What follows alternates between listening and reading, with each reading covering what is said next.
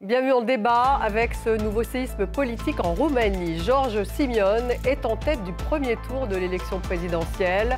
Le candidat nationaliste et trumpiste a obtenu près de 41% des voix.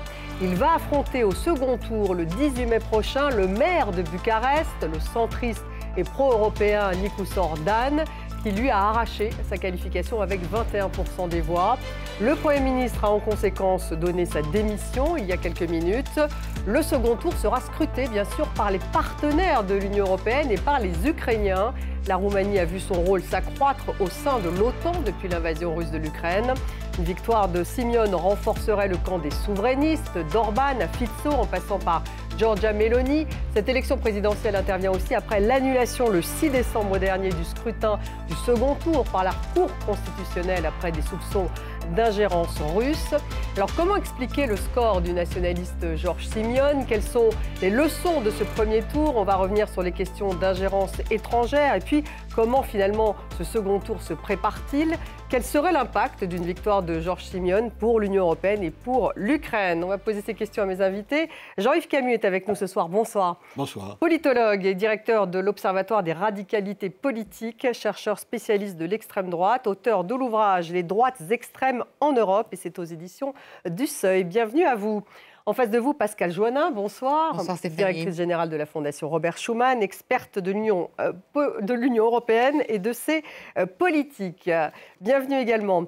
À Bucarest, nous avons avec nous Mirel Bran, qui est journaliste spécialiste de Roumanie. Bonsoir Mirel. Bonsoir.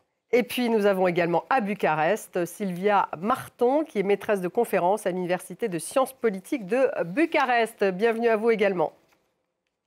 Bonsoir, merci. George Simion est donc le candidat du parti nationaliste Alliance pour l'unité des Roumains, l'AUR. Il est vainqueur de ce premier tour de la présidentielle. C'est un trumpiste assumé. Son portrait avec Laura Cambo.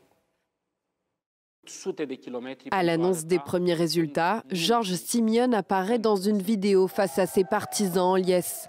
En tête du premier tour de la présidentielle, le candidat confirme le virage nationaliste.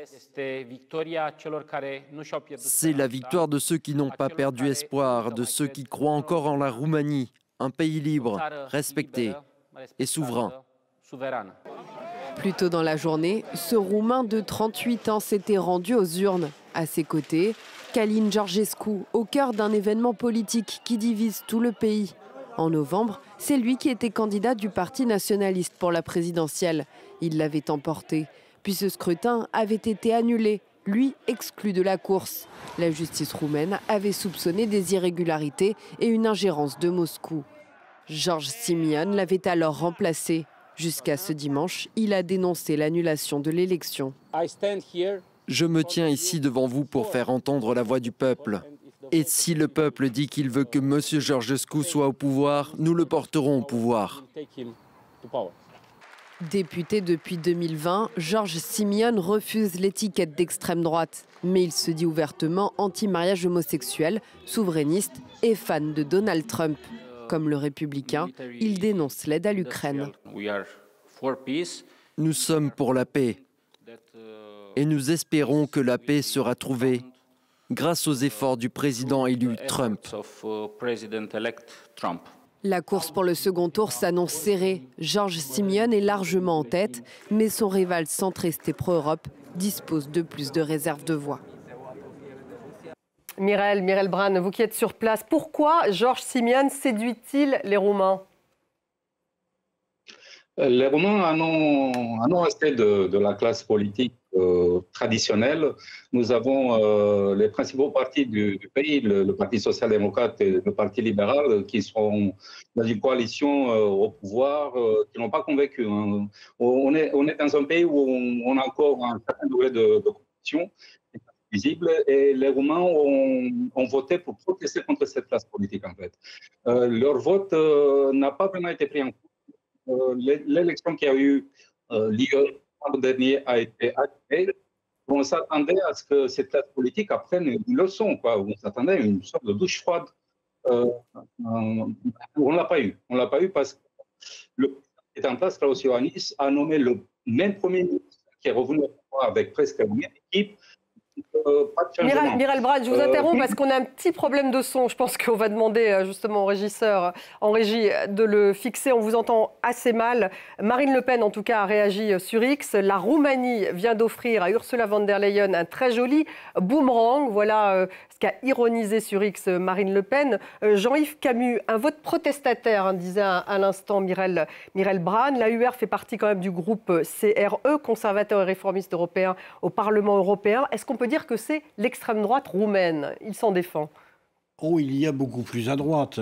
Et entre le candidat dont l'élection a été invalidée et M. Simeone, j'allais dire, on est un peu gagnant tout de même. Il est plus modéré que celui qui a été invalidé. Alors, le groupe CRE ou ECR au Parlement européen est un groupe composite. Il y a d'une part en son sein des souverainistes, qui sont des souverainistes de droite, mais qui ne sont pas des gens d'extrême droite, et puis certains qui sont un tout petit peu plus radicaux. Mais dans l'écosystème de l'actuel Parlement européen, il faut bien se souvenir qu'il y a deux autres groupes qui sont plus à droite, oui, et très nettement plus à droite, que CRE. Donc cette étiquette d'extrême droite, par ailleurs, elle ne doit pas masquer les causes réelles du vote d'hier. Ça a été dit par notre collègue roumain. Il y a un problème structurel, finalement, de non-renouvellement de la classe politique, de manque total de confiance dans une classe politique où l'on se repasse les plats régulièrement, victoire électorale ou défaite électorale d'ailleurs. Et finalement, l'annulation de l'élection présidentielle était peut-être un très mauvais service rendu. Puisqu'à un moment elle a été mal comprise. Oui, il y aura une annulation d'élection présidentielle, sauf à ce qu'il y ait des cas de fraude avérée dans un vote par bulletin, s'il y a bourrage d'urne, effectivement. Mais là, si vous voulez, l'influence étrangère... soupçon d'ingérence russe. Soupçon d'ingérence russe, mais sur les réseaux sociaux, difficile à quantifier, difficile de savoir combien ça a déplacé de votes. Donc, finalement, les Roumains ont confirmé hier, au premier tour, parce que le second n'est pas joué, leur volonté d'envoyer un gros signal à la classe politique. Pascal Joannin, vous voyez aussi un vote protestataire. Il n'aurait pas dû y avoir cette annulation par la Cour constitutionnelle de ce second tour de l'élection présidentielle. Vous êtes d'accord avec ce que vient de dire Jean-Yves Camus? C'est très difficile de se mettre à la place de la Cour constitutionnelle. Si en effet il y avait des éléments qui permettaient alors c'est vrai que c'était assez inhabituel, ça a beaucoup surpris, surtout que ça a intervenu vraiment 48 heures avant le deuxième tour. Et qu'entre les deux tours, je rappelle, il y a eu des élections législatives. Donc ça a été assez subi.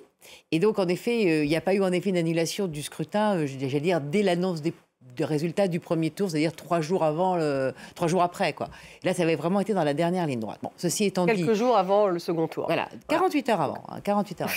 Donc, c'est une première, c'est rare. Je n'ai pas souvenir d'une annulation du scrutin. Mais finalement, est-ce que ça a servi celui qui lui a succédé, donc Georges Simeone? Jean-Yves Camus dit on y gagne, a priori, par rapport à Georgescu, qui est arrivé en tête au premier tour au mois de novembre. Là, visiblement... Monsieur Simeone, lui, est moins, on va dire, extrémiste, si j'en crois le spécialiste que vous êtes. Néanmoins, ils ont fait campagne ensemble, ou du moins, ils s'affichent ensemble. Et il dit lui-même qu'il est le porte-voix, finalement, d'un candidat qui non seulement a été invalidé le 6 décembre, mais que la Cour constitutionnelle aussi n'a pas voulu souhaiter voir candidater cette fois-ci. Donc, il était interdit de scrutin.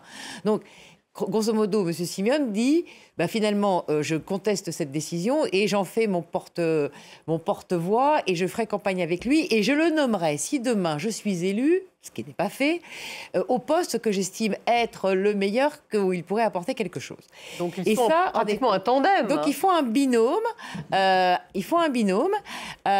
Ceci étant dit, donc, comme ils ont fait campagne ensemble, ils ont en effet 41% à l'arrivée. Leur réserve de voix est quand même relativement mince. Et qu'en effet, de l'autre côté, il y a eu pluralité de candidats, avec 2 candidats qui sont, on va dire, du centre, voilà, qui ont fait à peu près 20%. Alors c'est en effet on va y revenir un de après, ceux qui... Voilà. Et avec un 3e candidat qu'on qu'on connaît parce qu'il a été Premier ministre longtemps et qui est là aussi. Donc, si tous ces forces s'allient pour lutter contre un parti extrême, trumpiste, tout ce que vous voulez, il devrait y arriver dans arithmétiquement parlant, et monsieur devrait gagner au second tour. Il y a une probabilité, en tout cas, qu'en effet, l'arithmétique pourrait être favorable à ces candidats qui seraient contre celui qui est arrivé en tête au premier tour. Et donc au maire de Bucarest. On va y revenir. Encore un mot, Sylvia Marton, sur justement Simeone, ce qu'il incarne. Il a fait référence tout de même à la garde de fer, me semble-t-il, le mouvement légionnaire roumain, qui est un mouvement d'extrême droite fasciste. C'est un mouvement identitaire. Est-ce qu'il est revenu là-dessus pour dédiaboliser son parti? Comment vous le classifiez, Simeone? Je classifierais Giorgio Simeone en pragmatique et en opportuniste. Il n'est pas un idéologue comme les Călin Georgescu, son ami rival. C'est vrai, pendant la campagne électorale qui vient de se terminer, Simeone a utilisé la popularité de Georgescu, il l'a instrumentalisé. Ils se sont affichés, notamment hier matin, au début de la journée du vote. En votant, ils sont rendus aux urnes, votant ensemble, chacun séparément, mais au même moment, bien sûr. Et à part cela, dans la campagne, ils se sont assez peu affichés. Georgescu ne l'a pas explicitement nommé, n'a pas explicitement nommé Simeone comme son dauphin, mais Simeone a tout fait pour, de point de vue narratif, de point de vue de la rhétorique, pour dire que voilà, que Călin Georgescu aurait dû être le président roumain, que les Roumains n'ont pas eu, donc il a instrumentalisé la popularité de Georgescu. Simeone, de ce point de vue, vous l'avez bien souligné, ces quelques dernières années, il a essayé de dédiaboliser son parti, son discours. Il est allé dans une tendance de normalisation, disons. Alors que Georgescu, lui, il a été au dernier moment et même récemment un fond très pro-fasciste, c'est-à-dire, vous l'avez souligné, très néo-légionnaire, en parlant ouvertement des leaders du mouvement d'extrême droite antisémite de l'entre-deux-guerres, le fascisme roumain. Donc, Georgescu, il a puisé à fond dans la mémoire, l'iconocratie aussi de ce mouvement fasciste. Simeone a essayé de maintenir de manière ambiguë ses distances par rapport à ces références de discours et d'images explicitement légionnaires, mais en même temps, donc, dans la même opportunité, il a utilisé la popularité de dans cette campagne électorale. D'accord. On va retourner Mireille Brun, qui est toujours avec nous. Vous parliez, juste avant d'ailleurs de vous écouter, Mireille, on va écouter justement Georges Simeone. C'était le 14 mars dernier, en pleine campagne. Nous ne sommes pas contre l'Europe, nous les Roumains. Nous voulons faire partie de l'Union européenne. Pas de la bureaucratie corrompue de Bruxelles, mais d'une Europe des nations. Mireille Brun, il parle donc d'Europe des nations. Il a une vision... c'est un eurosceptique, finalement, Georges Simeone? En effet, c'est un eurosceptique, mais c'est un eurosceptique très malin. C'est un caméléon. Il peut dire tout le contraire le lendemain. Ça ne lui pose pas de problème. Mais je pense qu'il a bien senti cette montée des extrêmes en Europe, un peu partout dans le monde. Et il a saisi le mouvement et il a su faire. Il sait très bien jouer son rôle. Et je pense qu'il a des perspectives sérieuses de gagner. Je mettrai un bémol sur la dynamique électorale. Nous avons eu pendant ces élections un autre candidat qui a été un ancien Premier ministre, qui a viré lui aussi vers Donald Trump le nationalisme, Victor Ponta, et lui, il a fait 13% des voix. Donc, si on additionne les 41% de Simeone avec les 13% de Ponta, c'est le même électorat à peu près. On est à 54%. Donc, la mission de l'actuel maire de Bucarest, le contre-candidat de Georges Simeone, un pro-européen convaincu, un centriste indépendant, ne sera pas facile. Son bassin électoral n'est pas aussi important que celui de Georges Simeone. Jean-Yves Camus, donc il a des chances de gagner au second tour, si on en croit Mireille Brun. C'est ce dégagisme finalement qu'on retrouve, c'est un peu caractéristique de tous ces scores de l'extrême droite en Europe.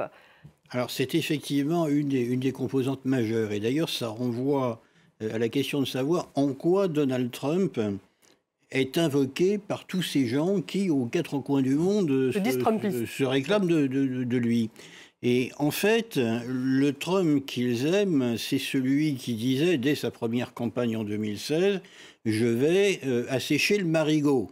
Le marigot de Washington, celui des élites traditionnelles, des politiciens traditionnels. Ça ne va pas nécessairement plus loin, c'est-à-dire qu'il y a effectivement aussi cette idée qu'il faut faire des coupes dans les budgets de l'État, mais c'est surtout l'aspect, j'allais dire, disruptif de Donald Trump qui, en dehors de tout alignement idéologique, parce que finalement Trump est très peu idéologue, qui motive tous ces gens qui se réclament de lui, et de temps en temps, au Canada comme en Australie par exemple, se casse quand même particulièrement fort la figure.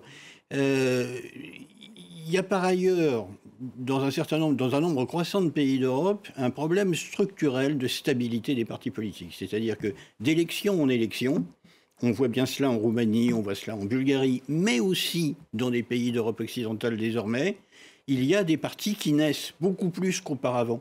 Il y a des partis qui meurent, il y a une offre politique qui se renouvelle et qui montre un désir de... C'est très flou ce que je vais dire, mais un désir d'autre chose, si vous voulez, qui n'est ni le libéralisme traditionnel, ni le conservatisme montain, ni malheureusement pour elle la social-démocratie. Et c'est aussi une des composantes qui est à prendre en compte. Alors beaucoup plus en Europe centrale et orientale, où les systèmes politiques, finalement, 20 ans après l'entrée dans l'Union européenne, ne sont toujours pas stabilisés. Mais c'est un phénomène qui gagne aussi chez nous. Regardez la rapidité avec laquelle les Portugais de Chega sont arrivés au devant de la scène. Il y a 10 ans, aucun politiste ne prédisait qu'en Espagne et au Portugal émergeraient des partis eurosceptiques, nationalistes et extrêmement à droite. Et bien c'est fait. Parce qu'elle voit un eurosceptique. Ce que vous venez de dire, ça les rassemble aussi un peu tous ces partis. Cet euroscepticisme, en tout cas, il parle d'Europe des nations, et en même temps, il ne veut pas sortir de l'Union européenne, il l'a bien dit. Plus personne ne veut sortir de l'Union européenne.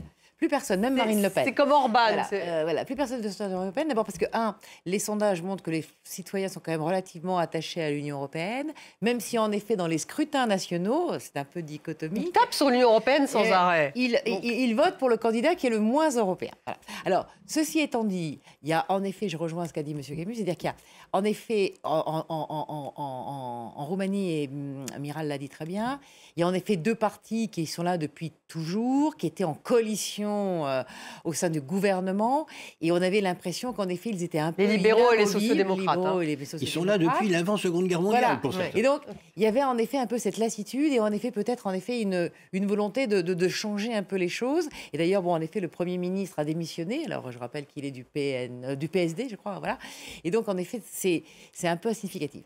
Deuxième chose, on s'aperçoit un petit peu, comme on l'a vu en Pologne il y a une dizaine d'années, qu'il y a une dichotomie entre les habitants des villes, les habitants des provinces. Autrement dit, ceux qui ont bénéficié d'une éducation, de choses comme ça, et qui se sentent pris en compte, et les autres qui se sentent laissés pour compte. Et on voit bien là, j'allais dire, il y a le maire de Bucarest, alors c'est la capitale, et puis il y a... qui sera donc le rival. Simeone, voilà. Comme on avait un petit peu avec le PiS en Pologne, et la plateforme civique, avec en effet des gens qui étaient dans les campagnes, dans les petites villes, dans les professions qui sont moins qu'intermédiaires, en effet des gens qui veulent en effet un peu se manifester pour dire il faut changer les choses, et on en a marre un peu de cette classe politique, et on veut changer, et changer radicalement, sans savoir si en effet ça va être mieux, mais changer parce que voilà, il y a une offre politique. Et donc M. Simeone, qui était candidat déjà en novembre et qui est arrivé 4e, se retrouve premier, parce que voilà, donc c'est un dégagisme, mais on reprend quand même un peu les mêmes dans ces deux partis qui sont jumelés aujourd'hui, même si ils n'ont pas fait campagne ensemble. Et on a l'impression que c'est ça que les gens ont voulu donner, c'est-à-dire un grand coup dans la fourmilière, sans peut-être vouloir que ce candidat gagne in fine. Mais on le saura dans 15 jours. On le saura dans 15 jours. On va écouter justement son rival, qui est donc le maire de Bucarest, Nicu Sordan.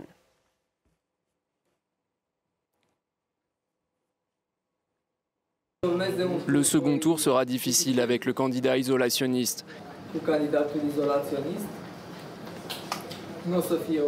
Il ne s'agira pas d'un choix entre deux personnes, mais d'un débat entre une orientation pro-occidentale et une orientation anti-occidentale. C'est l'enjeu du second tour. J'appelle tous les Roumains à prendre part à cette bataille. Je suis optimiste et je pense que nous gagnerons. Mireille Bragn, il pense donc qu'il va gagner. Ça ne va pas être facile pour Nicosor Dan. Lui, est-ce qu'il intègre, est-ce qu'il a raison lorsqu'il dit que finalement, il représente l'orientation pro-occidentale de la Roumanie face à l'orientation anti-occidentale? C'est ainsi qu'il le qualifie, son rival, justement, Simeone. Écoutez, la différence entre Georges Simeone et Nicosor Dan, c'est le jour et la nuit. Je les connais tous les deux depuis qu'ils étaient adolescents. Je les ai suivis pendant des années. Il y a une grosse différence entre les deux. Nicosor Dan, il a fait quand même son doctorat en mathématiques en France. Il vient du milieu urbain très éduqué. Georges Simeone, il a été supporter d'une équipe de football et il organisait les supporters. Ça s'arrête un peu là, sa carrière. Donc, il y a une grosse différence entre les deux. Nicosor Dan, il a quand même des chances. Il ne faut pas dire qu'il n'a aucune chance. Son problème, c'est qu'il a besoin de convaincre l'électorat indécis, parce qu'il y a beaucoup de Roumains qui n'ont pas voté. Presque la moitié des Roumains ne votent pas. Et s'il arrive à mobiliser cet électorat, il a vraiment des chances. Comme vous l'avez dit tout à l'heure, le Premier ministre social-démocrate a démissionné tout à l'heure. Le Parti social-démocrate a déjà annoncé qu'il ne soutient ni Georges Simeone ni Nicosor Dan, donc il se positionne en neutre. Et je pense que Nicosor Dan a la chance de se positionner en candidat indépendant pour capter cet électorat qui en a marre de la politique traditionnelle. Donc il a une chance dans la mesure où il arrive à capter l'attention de cet électorat et s'il arrive à mobiliser les indécis, oui, il a aussi des chances. Oui, Jean-Yves Camus, il essaie effectivement de se positionner comme indépendant, de se démarquer justement de cette coalition social-démocrate libérale. Ce maire de Bucarest, il parle français, il est mathématicien, il peut récupérer cette réserve de voix peut-être du côté des centristes. Il peut effectivement récupérer une réserve de voix du côté des centristes, mais même si cela advenait, et je le souhaite, ça ne résoudrait pas le problème qui a été évoqué précédemment, qui est celui, un petit peu partout en Europe centrale et orientale, mais pas que, de cette scission croissante entre les habitants des métropoles et les habitants. Ce n'est même plus des périphéries, mais on le retrouve aux États-Unis, on le retrouve des villes moyennes, qui produit des pays fracturés entre, d'une part, ceux que, dès 1995, notre collègue allemand Herbert Kitschelt appelait les perdants de la mondialisation, qui, selon lui, formaient l'épine dorsale de l'électorat populiste, et ceux qui, effectivement, ont accès à l'éducation supérieure, à un marché du travail beaucoup plus ouvert, beaucoup plus rémunérateur, qui voyagent, qui ont des contacts avec l'étranger, qui souvent sont allés faire une partie de leurs études à l'étranger, et pour qui l'intégration européenne est un plus, donne véritablement une raison d'espérer. Alors que dans les campagnes, les choses ne sont pas vues tout à fait de la même façon. Ils profitent pourtant des subventions européennes aussi dans les campagnes. Oui, enfin pour ça, il faudrait que l'argent arrive partout dans les campagnes et que les sommes qui sont données atterrissent là où elles doivent atterrir, sans qu'auparavant ait été prélevée la dîme. Ça, c'est aussi un problème. La dîme, c'est-à-dire, en fait, vous parlez d'un système corrompu, c'est ce que vous voulez dire quand vous dites la dîme. Je parle de l'évaporation en cours de route, oui. Oui, Pascal Joannin, parce qu'ils profitent tout de même aussi, normalement, des aides de l'Union européenne, ces pays. C'est pour ça, d'ailleurs, qu'ils ne veulent pas en sortir. Les fonds européens existent. Alors, en effet, dans ce pays, en l'occurrence, dans plusieurs autres, on a en effet... et on l'a bien vu au premier tour de la première élection présidentielle, qu'il y avait en effet des manipulations, et tout n'est pas en effet complètement clair. J'allais dire que... Il y a une opacité du système. Donc non, mais comme l'a dit Jean-Yves Camus, c'est-à-dire depuis 20 ans, on a fait adhérer la Bulgarie et la Roumanie alors qu'ils n'étaient pas forcément prêts et qu'on a été un peu, j'allais dire...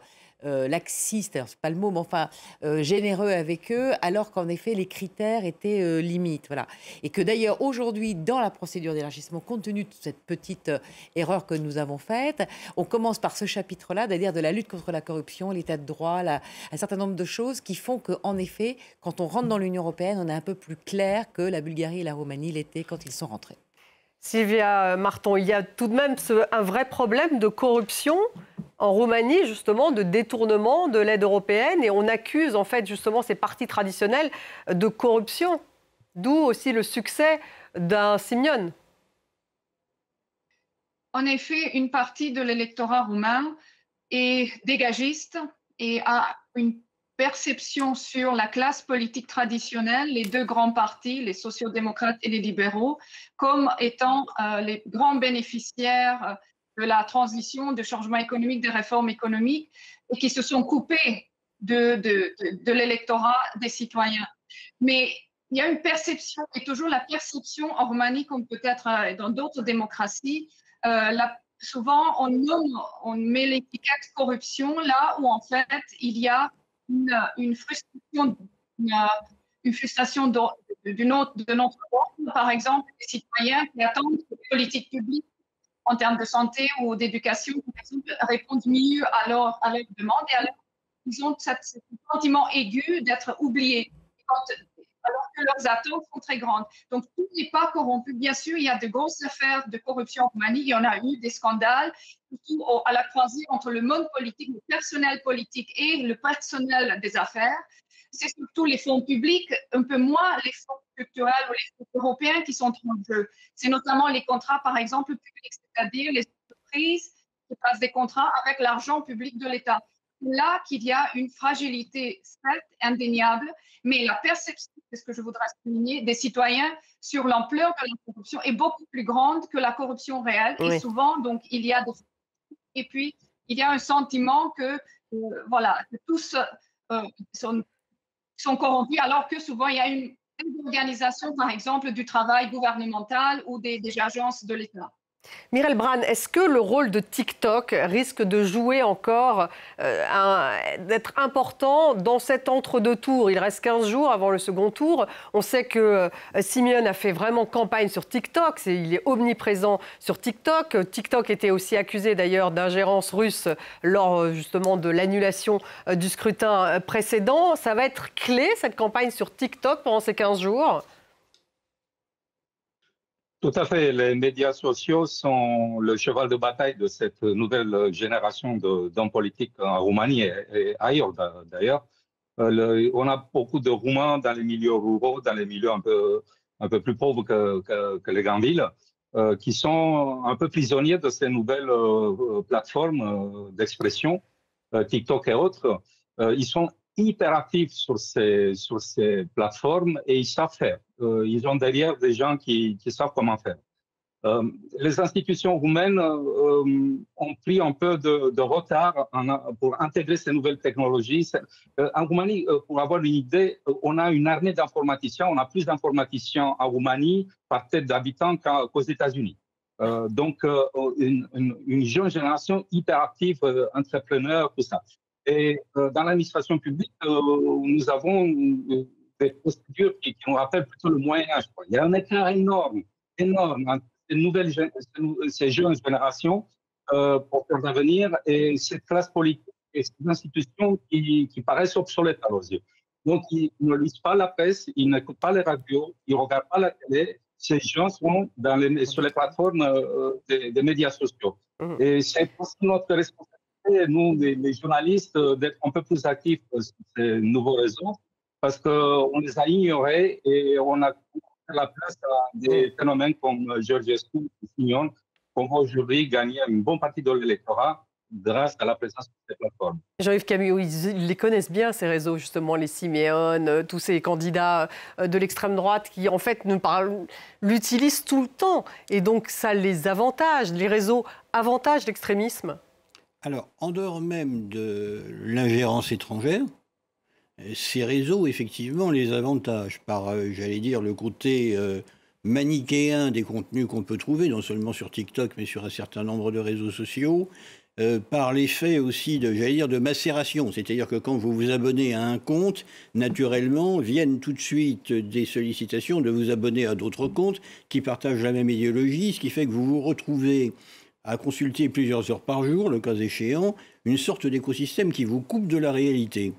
Mais on a vu cette technique gagner en dehors même des ingérences étrangères, puisque la campagne de M. Bolsonaro, lorsqu'il a gagné au Brésil, et la campagne du président Milei aussi en Argentine, a été particulièrement fructueuse, notamment chez les jeunes, à travers TikTok et les autres réseaux sociaux. Pourquoi? Parce que, comme ça vient d'être dit, il y a une véritable disparition de la formation de l'opinion par les médias écrits et même par la radio et la télévision. Et en particulier auprès de la jeunesse. Donc, et en particulier chez ceux qu'on appelle les primo-votants. Pascal Joannin, un point là-dessus, tout de même, sur cette omniprésence des réseaux sociaux. On sait que l'Union européenne agit pour justement limiter les fake news. Mais enfin bon, on voit bien que c'est énorme, c'est impossible à contrôler quelque part. Alors, il ne faut pas dire que c'est impossible à contrôler, parce que si on en tout cas, c'est difficile. Si on abandonne à la course au premier obstacle, ça va pas aller. Non. TikTok a été sanctionné vendredi par l'autorité irlandaise de protection des données pour non-respect d'un certain nombre de règlements. L'Union européenne ne peut sanctionner que les manquements aux règlements européens. Bien évidemment, elle ne peut pas sanctionner pour des raisons politiques. On voit très bien les réseaux sociaux. Le cas typique, c'est Donald Trump. Donald Trump, il a carrément créé son réseau social. Et Donald Trump, je ne suis pas sûre qu'il lise beaucoup la presse. Je ne suis pas sûre qu'il regarde beaucoup notre télévision que Fox News. Mais les démocrates sont assez bons sur les réseaux aussi. Voilà. Et donc, il y a en effet... Alors, c'est un nouveau fait qu'en effet, les jeunes font campagne là-dessus. Mais quand, la dernière fois, donc pour l'élection présidentielle première, il y avait eu en effet un manquement et d'ingérence étrangère, là, pour le coup, il y a eu une sanction qui a été celle de la Cour constitutionnelle.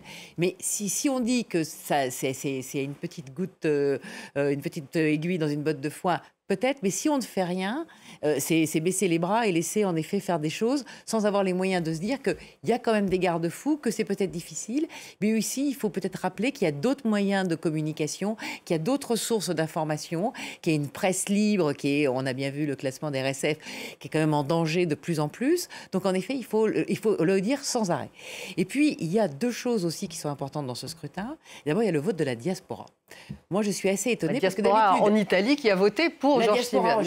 La diaspora en général dans les autres États, elle vote en faveur du candidat qui est, on va dire, le plus européen, le plus avec un statut. Pas toujours, et en tout cas pas cette fois. Et là, en tout cas, il y a un vote en effet où dans les pays d'Europe occidentale, il semblerait qu'ils aient voté largement pour Simeone, enfin là, en Allemagne, en Italie, et que par contre dans les pays d'Europe orientale, Pologne, etc., la communauté qui est là, il y a en effet un vote qui est plutôt pour les autres candidats et Nico Sourdone. Mais c'est intéressant parce que d'habitude, cette diaspora, elle fait un peu le jeu de l'élection et elle apporte un plus à un candidat. Et là, ce plus, il est plutôt en faveur du candidat d'extrême droite. Vous voulez réagir là-dessus, sur la diaspora? Cette diaspora, elle voit aussi la différence entre le pays où elle vit, au plan de l'état de droit, au plan de... j'allais dire l'activité économique, et elle vote en même temps dans son pays d'origine, dans lequel précisément elle peut ne plus se reconnaître, puisque si elle est partie, a priori, c'est qu'elle ne trouvait plus son compte, notamment sur le marché de l'emploi. Donc elle peut effectivement à la fois être très heureuse de vivre dans un pays européen, que ce soit la France ou l'Italie, et en même temps vouloir sanctionner la classe politique de son pays d'origine. Ça n'est pas vrai. Dégagisme aussi auprès de la diaspora, finalement. Pas uniquement dégagisme. Je suis parti parce que je ne pouvais pas trouver la place que j'espérais dans mon pays. C'est la faute des autorités de mon pays et des partis traditionnels, donc je les sanctionne. Donc oui, sanction, donc quelque part un dégagisme. Un mot là-dessus, Sylvia Marton, sur justement cet électorat de la diaspora qui en fait a joué en faveur du candidat nationaliste. Traditionnellement, lors des élections présidentielles de cette année, bien sûr, de 2024, mais du passé aussi, la diaspora a été très importante, beaucoup plus que pour les élections parlementaires. Cela va donc... Ça compte sur l'investissement dans ce type d'élection d'un régime qui, pour les élections présidentielles, fonctionne dans une logique plutôt présidentialiste. C'est une diaspora large qui autour d'environ entre 4 et 5 millions de citoyens roumains qui sont à travers le monde, et notamment dans les pays de l'Union européenne, vous les avez mentionnés. Mais de ce chiffre de 4 à 5 millions, en fait, très peu se mobilisent. Et ceux qui se mobilisent sont vraiment ceux qui ont une vision très claire sur les choses et qui sont très anti-système, vous l'avez rappelé. Donc, ils sont dégagistes, mais ils sont dégagistes très actifs puisqu'ils se sont rendus au vote. Donc hier, il y a à peu près presque 1 million de citoyens, plus qu'en novembre dernier, lorsque c'était environ 800 000 qui sont allés se voter. Donc proportionnellement, depuis la diaspora, ce n'est pas énorme, mais puisqu'ils sont allés voter, ils sont doublement, je dirais, ils sont doublement protestataires, doublement anti-système. Un rejet, bien sûr, de l'État, de leur patrie, de la Roumanie, des politiques publiques de l'État roumain et des institutions et du personnel politique et du personnel de l'administration, mais également un rejet lié au pays d'accueil, France, Italie, Allemagne. C'est là où le pourcentage a été le plus grand dans la diaspora roumaine en faveur de Simion, 75%, 60 ou 70% en faveur de Simion. Donc, le dégagisme et le antisystème qu'ils ont appris même dans ces pays-là, ils ont été éventuellement traités en citoyens de second ordre. Et donc, ça n'a fait que renforcer leur attitude antisystème, à la fois contre la Roumanie, contre le pays d'accueil. Donc, une position doublement ingrate. Conséquences sur la guerre en Ukraine. Simeon a traité dimanche de dictateur sanglant, je le cite, Vladimir Poutine, mais il est opposé à l'aide militaire à Kiev. On va l'écouter, c'était le 20 novembre 2024. Concernant l'aide militaire à l'Ukraine, ma position est plus que claire. Nous n'enverrons pas d'aide militaire à l'Ukraine et cela ne fait pas de nous des pro-russes. À mon avis, Vladimir Poutine est un criminel de guerre. Nous faisons partie de traités internationaux et le président Poutine n'est pas une personne fréquentable à l'heure actuelle. Et espérons-le à l'avenir. Nous aurons donc la même position que nos partenaires de l'OTAN. Miral Bran, il a une position différente de celle d'Orban, alors, à l'écouter, Miral Bran, et en même temps, il est interdit d'entrer en Ukraine, me semble-t-il. Tout à fait, il est interdit d'entrer en Ukraine et en Moldavie, pour la même raison. Les discours de Georges Simion n'engagent que Georges Simion. Comme je vous ai dit, le lendemain, il peut dire tout le contraire. Et il faut aussi rappeler que son copain Georgescu, c'est un admirateur de Poutine. Donc là, on a un problème de discours. Le problème structurel, c'est que la Roumanie est un partenaire clé de l'OTAN, de l'Alliance euro-atlantique.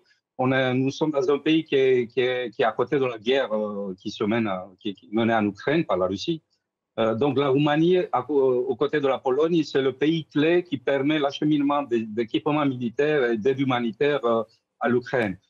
Donc pour l'Alliance atlantique, un positionnement pro-Russie de la Roumanie pose un sérieux problème par rapport à l'Ukraine.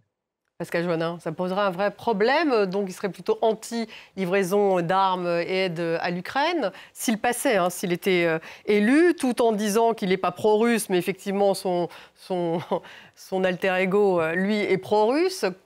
Alors on a déjà quelqu'un qui est anti-aide militaire à l'Ukraine, c'est Viktor Orban. Oui, mais justement, est-ce qu'il est sur cette ligne-là? Sur l'aide militaire à l'Ukraine, oui. Sur l'aide militaire à l'Ukraine, s'il dit « je suspends l'aide militaire à l'Ukraine », il rejoint...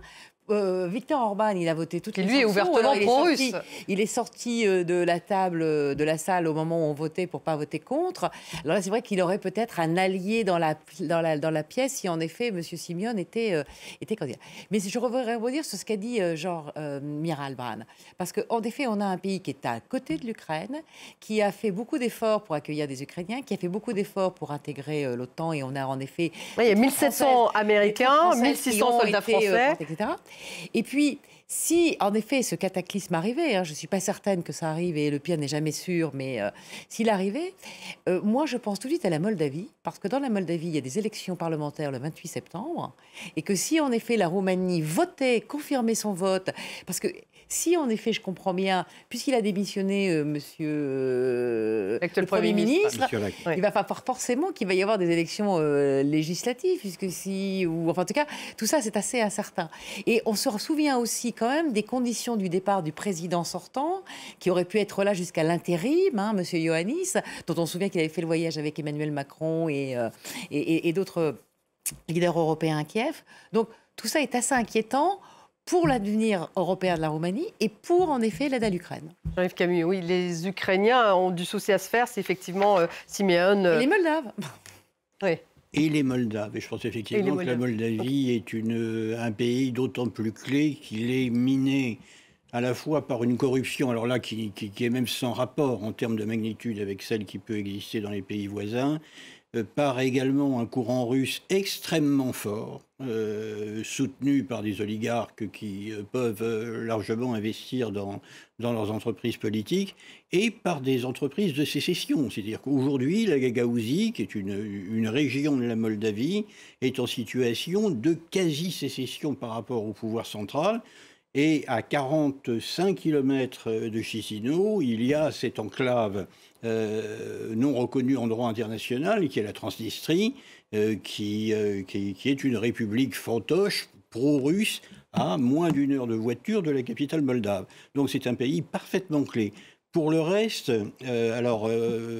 pour l'OTAN, parce que manifestement, nationalistes roumains ensemble, c'est rendu un peu compliqué par l'histoire quand même. Oui. Hein, si on les met dans la même pièce. La Grande Roumanie, ça fait partie du concept. Il y a la Grande Hongrie, la Grande Roumanie, et dans la période de l'entre-deux-guerres, les gains des uns sont les pertes des autres.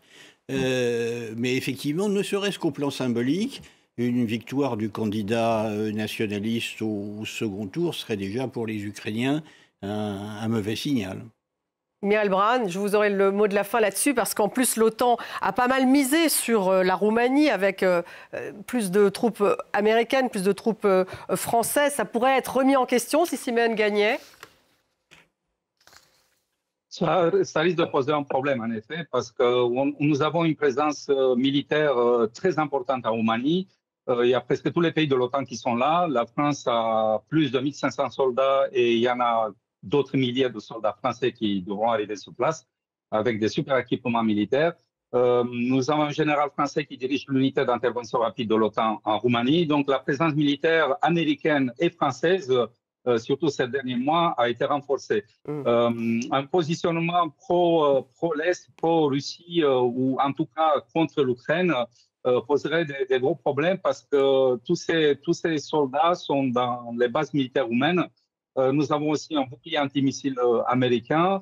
Et ce qui nous inquiète un peu en Roumanie, c'est aussi le positionnement des États-Unis, parce que oui, on n'a plus le temps.